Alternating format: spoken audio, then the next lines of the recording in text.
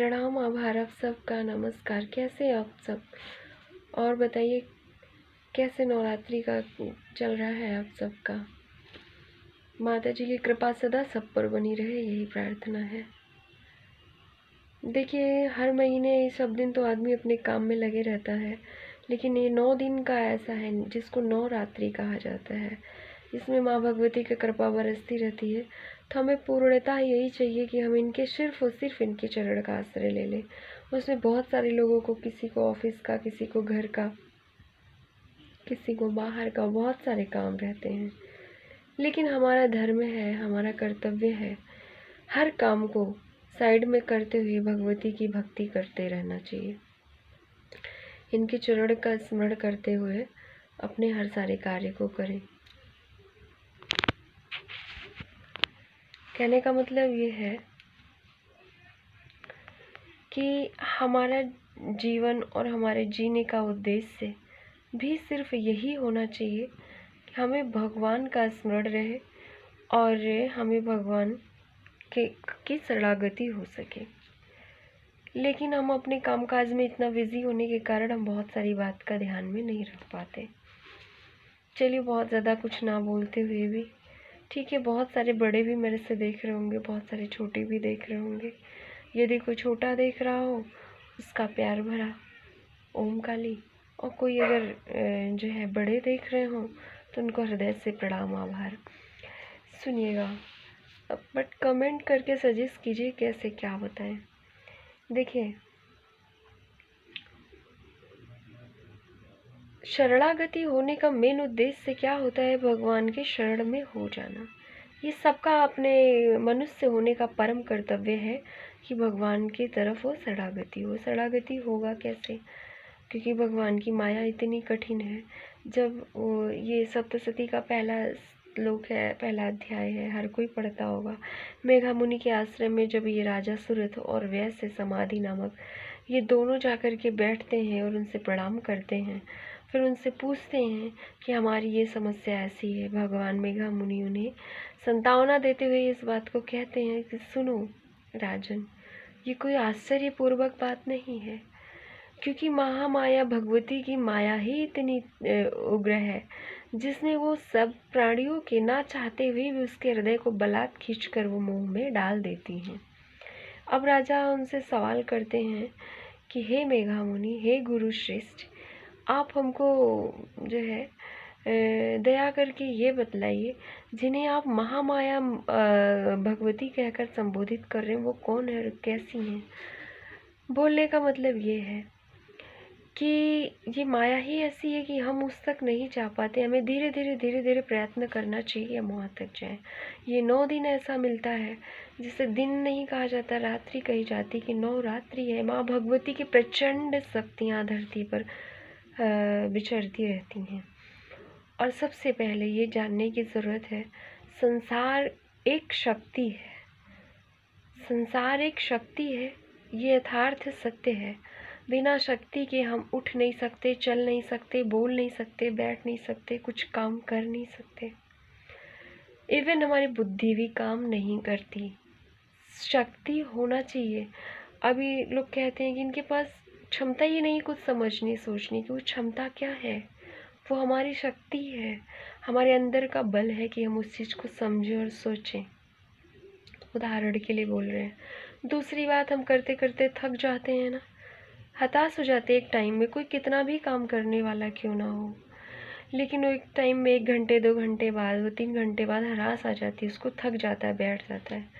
वहाँ भी कहता है शक्तिहीन हो गया, मेरे अब हिम्मत नहीं रही, ताकत नहीं रही। वो शक्ति नहीं रहती शरीर में कि वो आगे कर सके।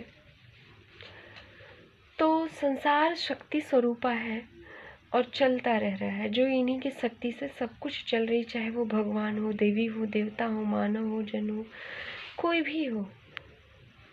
तो कहने का मतलब है, अब वो शक्ति कौन है? ऐसे जब भगवान ब्रह्मा और विष्णु और शिव उनका संहार करने के लिए सारे इकट्ठा हुए, तो भगवान शिव की भौंगे टेढ़ी हो गई क्रोध से उनके मुख से तेज पुंज निकला, भगवान नारायण की, भगवान ब्रह्मा की, भगवान सारे देवताओं की।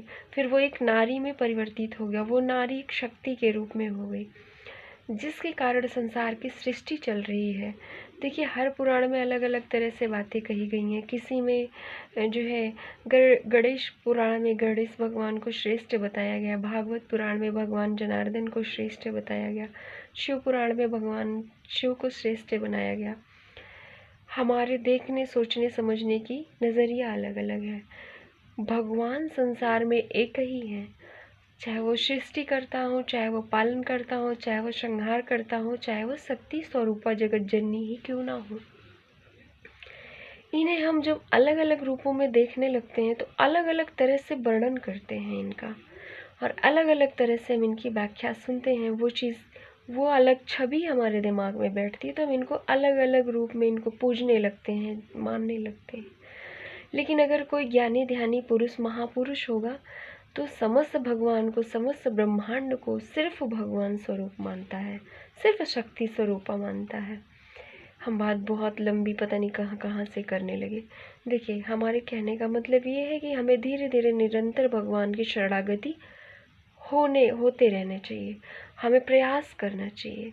प्रयास में क्या करें, इतने भाग दौड़ में हम इतना कुछ कर तो सकते नहीं हैं, लेकिन इतना करें कि हम इनका नाम स्मरण हमेशा करते रहें, 9 दिन तो खासकर सारे काम काज को छोड़कर, क्योंकि हमारे ज़िंदगी का उद्देश्य सिर्फ भगवान की शरणागति है, तो हम सिर्फ इनका स्मरण करते रहें।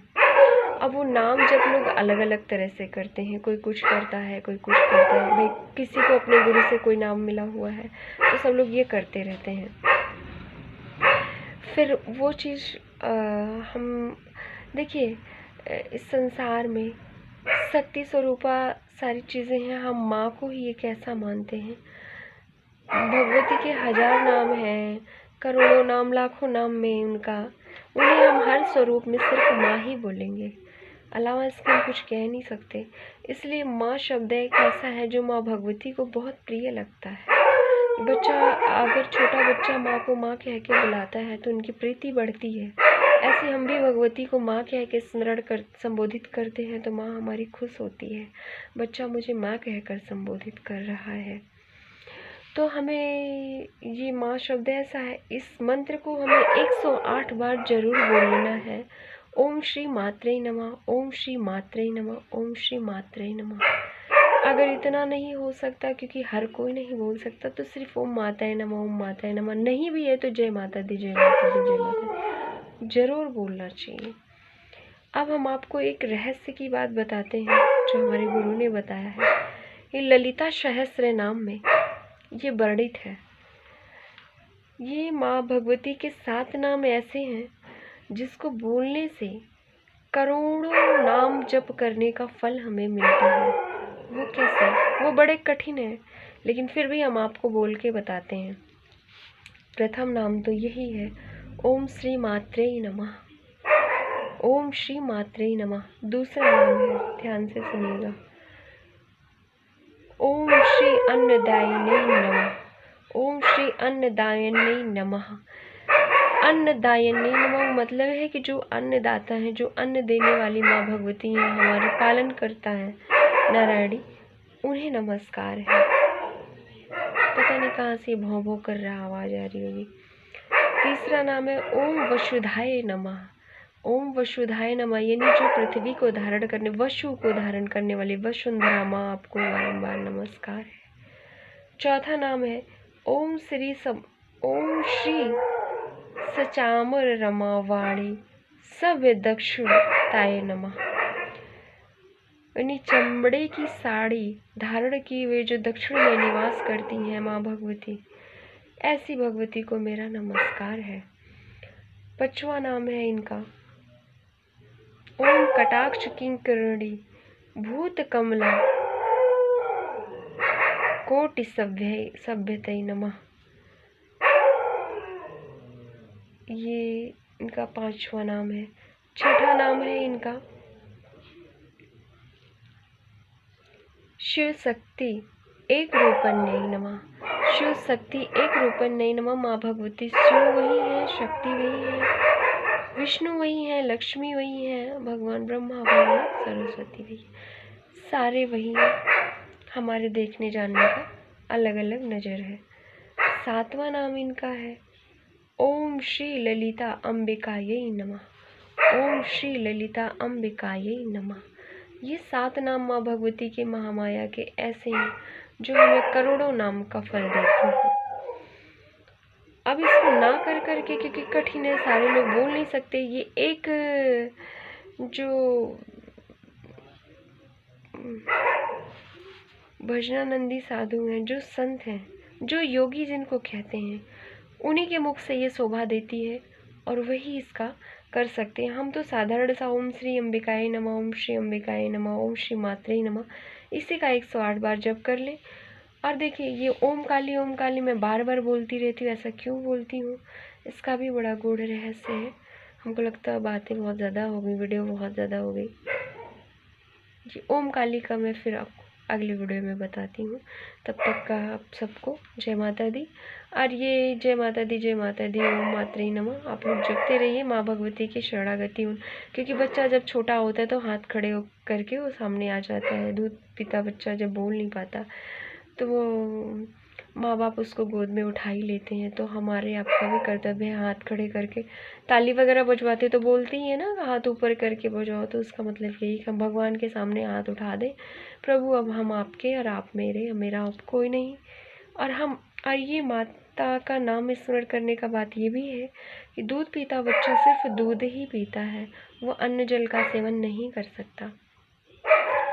तो हमें ऐसे बच्चे को हम ऐसे दूध पीते बच्चे हैं जो माँ भगवती के नाम का उच्चारण नहीं कर सकते। हम योगी नहीं हैं, हम ध्यानी नहीं हैं कि हम उनके शब्द का उच्चारण करें और उनको शब्द से संबोधित करके बोलें। इसलिए हे माँ भगवती, हे जगत जननी, आपको बारंबार प्रणाम है। ओम श्री मात्रे नमः, ओम श्री मात्रे नमः, इसका स्मरण करें। और ये ओम काली 3 नाम का शब्द ऐसा है जो भगवान शिव को बड़ा प्रिय है।